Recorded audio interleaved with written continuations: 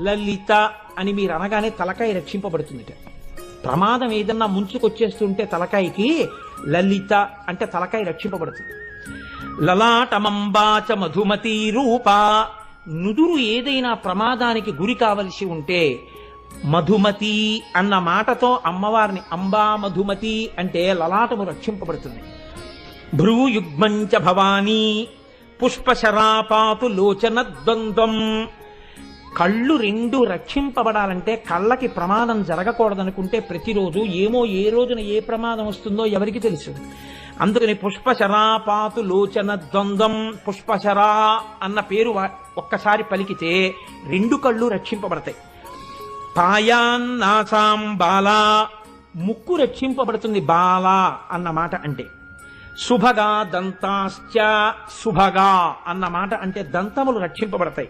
సుందరీ జిహ్వ,